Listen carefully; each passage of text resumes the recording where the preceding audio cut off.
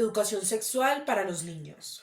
Una vez, Ana María Chocuenca, exministra de la Mujer y Poblaciones Vulnerables del Perú, dijo: una educación sexual que permita a los niños desde chiquitos saber que el cuerpo es de ellos y nadie debe tocarlo.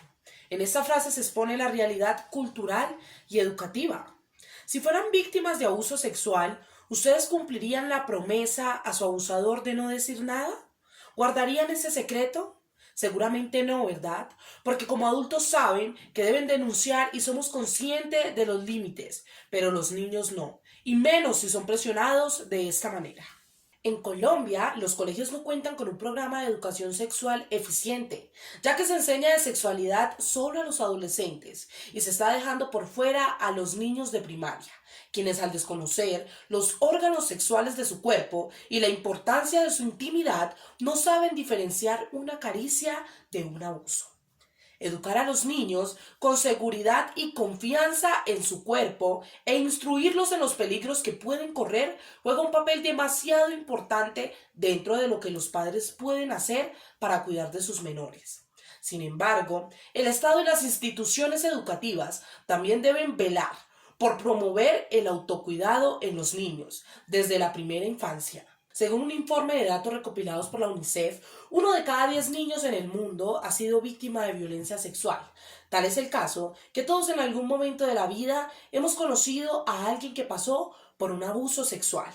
Sí, además, alguien que conoce el caso de otro alguien.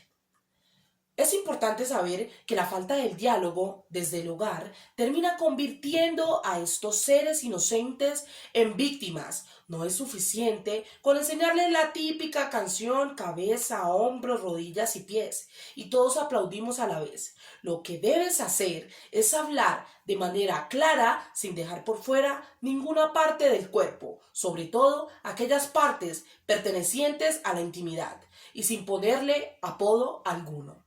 Se deben llamar por sus respectivos nombres: vagina, pene, piernas, abdomen, senos, nalgas, entre otros.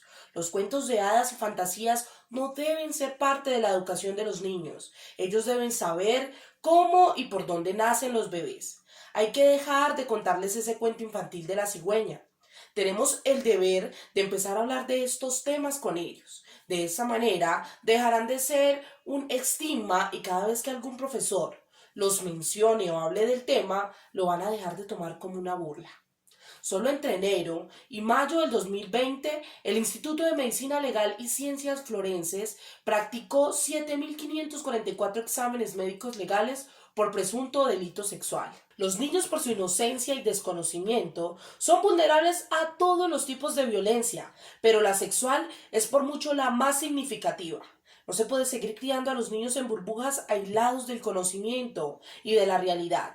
No podemos dejar que se sigan sintiendo avergonzados por hablar de su cuerpo, hablarles de su función y de cómo estos hacen parte de su privacidad, para que entiendan que no está bien, no es normal y no deben dejarse ver, tocar o manosear de personas que buscan abusar de su desconocimiento. Debemos tenerlos informados para no seguir viendo la sexualidad como un tabú.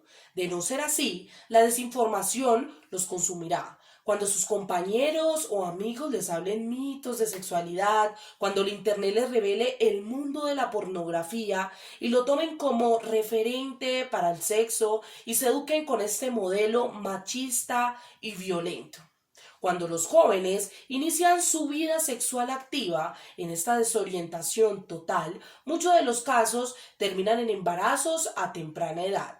La sociedad en la que vivimos nos ha mostrado el sexo como un tema prohibido. La corriente conservadora y diferentes creencias religiosas influyen en la gran medida en la sexualidad de los niños y adolescentes, debido a que las familias lo ven como un tema del cual no es necesario hablar, creyendo que es algo indebido, impuro, sucio, grotesco e inmoral.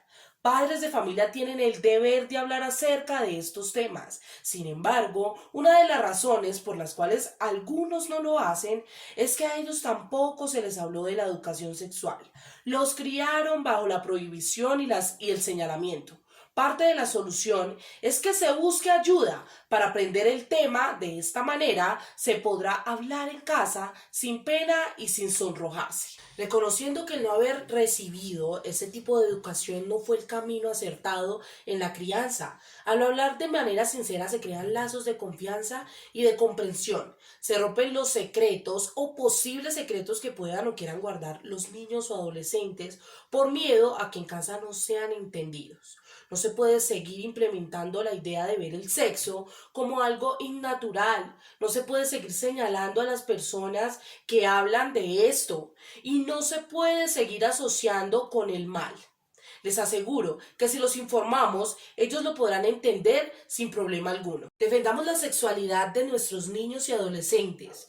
Hay que hacerlo por ti, por mí, pero sobre todo por una educación sexual plena para las nuevas generaciones.